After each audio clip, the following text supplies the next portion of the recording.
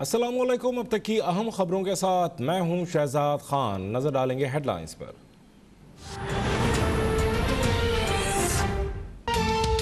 جنوبی وزیرستان میں فوجی چیک پوسٹ کے قریب دھماکہ، لانس نائک وقاص احمد شہید۔ دہشت گردوں کی تلاش کے لیے سرچ آپریشن جاری۔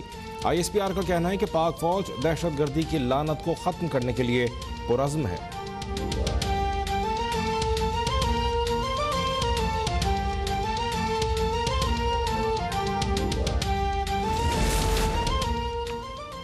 آرمی چیف کا کوٹلی میں ٹریننگ ایریاز کا دورہ، فارمیشن کی جنگی تیاریوں پر اطمینان کا اظہار۔ کہا خطرات کے مؤثر جواب کے لیے تیاریاں جاری رہنی چاہیے۔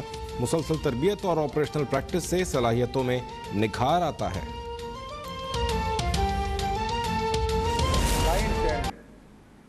یعنی کہ 9ویں اور میٹرک کا امتحان جو ہے وہ الیکٹیو سبجیکٹس میں لیا جائے گا، ان مضامین میں جو بچوں نے چوز کیے ہیں، اور اس کے ساتھ میتھمیٹکس جو سب کے لیے یکساں ہے وہ بھی اس کا بھی امتحان ہوگا۔ یعنی کہ 9ویں 10ویں کا امتحان جو ہے وہ 4 مضامین میں ہوگا۔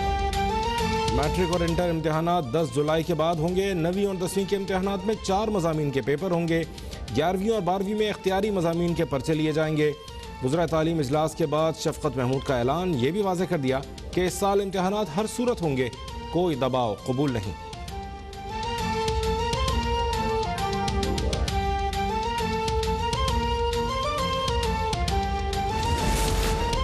ملک میں کورونا سے مزید 80 افراد جاں بحق، 1843 نئے مریضوں کا اضافہ۔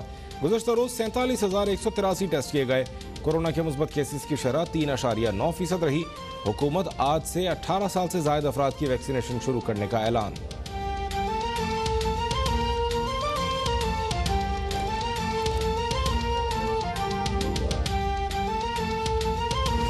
دنیا میں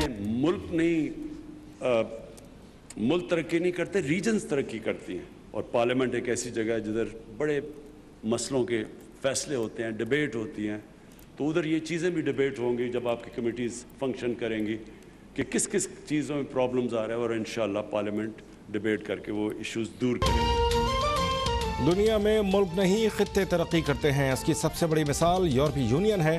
وزیر اعظم عمران خان کا اقتصادی تعاون تنظیم کی پارلیمانی اسمبلی کے اختتامی اجلاس سے خطاب۔ کہا اقوام متحدہ کی قراردادوں پر عمل نہیں ہو رہا، فلسطین اور کشمیر کے مسئلے کو UN قراردادوں کے ذریعے حل نہیں کیا جا رہا۔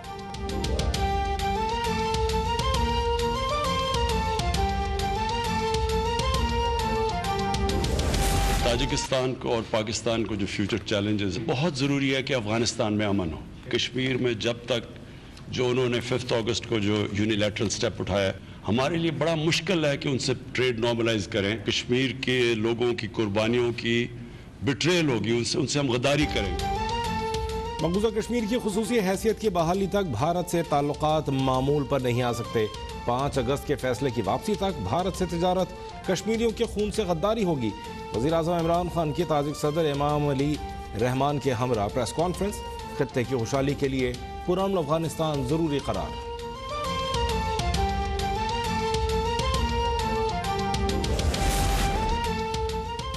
پاکستان اور تاجکستان کے تعلقات میں نئے باب کا اضافہ، تجارت، سرمایہ کاری، توانائی، ثقافت اور تعلیم کے شعبوں میں تعاون کے معاہدوں پر دستخط۔ ایوان صدر میں تاجک صدر امام علی رحمان کے اعزاز میں شائعہ۔ صدر عارف الوی کا دونوں ملکوں کے درمیان تعلقات کا فروغ وقت کی ضرورت ہے۔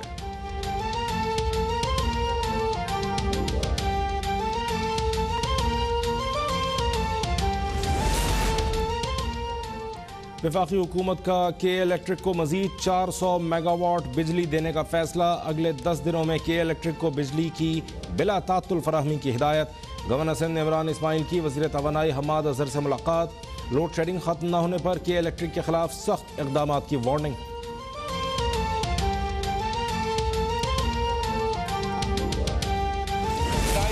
وہ عمران خان کی پاور کی مہنگائی کرنے کی وجہ سے آئی ہے، گیس کی قیمتیں بڑھانے سے وجہ سے آئی ہے، پیٹرول کی قیمتیں بڑھانے کی وجہ سے آئی ہے، اور روپیہ چھاپا گیا ہے اس کی وجہ سے آ گئی ہے۔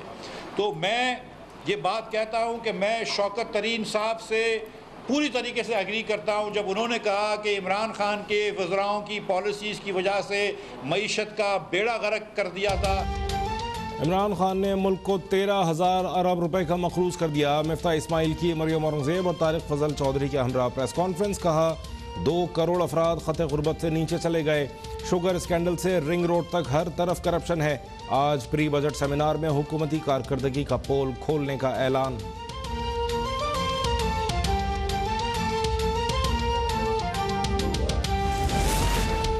ملک کی ترقی کی شرح سے اپوزیشن بوکھلاہٹ کا شکار ہے. اگلے سال ملک کی اقتصادی ترقی کی شرح 5% رہے گی. وفاقی وزیر حماد اظہر کا دعویٰ. شہباز گل کا کہنا ہے اپوزیشن کو معیشت پر بات کرتے ہوئے شرم آنی چاہیے. سیاسی اداکاری اور رنگ بازی کے لیے سیمینار سجا رہے ہیں.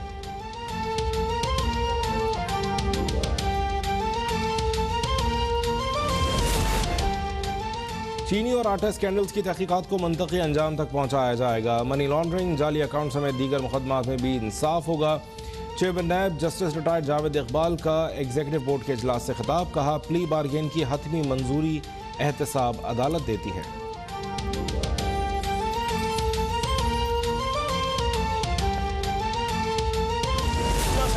کھل کے ہماری پارٹی کے خلاف حکومت کے خلاف بات کریں گی. پھر میری باری ہے. میں جناب پارٹی کے خلاف جناب ٹھیک ہے نا. جواب نہیں ہوگا وہ اس وجہ سے آفر بڑی اچھی ہے. بہت مہربانی لیکن گزارش سن لیں. اس لیے یہ آفر آگے نہیں جا سکتی کیونکہ ایک سیکٹری انفارمیشن اپوزیشن کی جو ہے وہ پریس کانفرنس کرنے جا رہی ہے. اب اگر یہ وزیر ہو کے استعفیٰ دے کے میرے ساتھ کھڑا ہو کے آگے تو میں بہت خوشی سے کتنا بڑا. پنجاب اسمبلی کے باہر صوبائی وزیر فیاض الحسن چوہان اور لیگی رہنما عظمہ بخاری کے درمیان دلچسپ مکالمہ. فیاض چوہان نے کہا آپ اپنا موقف دیں پھر میں بات کروں گا. عظمہ بخاری بولیں پھر جواب الجواب ہوگا. فیاض الحسن چوہان کی مشترکہ پریس کانفرنس کی پیشکش پر عظمہ بخاری نے کہا وزارت چھوڑ کر نون لیگ میں آ رہے ہیں تو پھر مشترکہ پریس کانفرنس ہو سکتی ہے.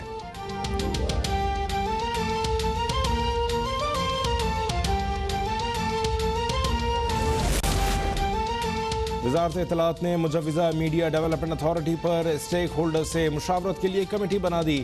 وزیر مملکت برائے اطلاعات فروغ حبیب کمیٹی کے سربراہ ہوں گے.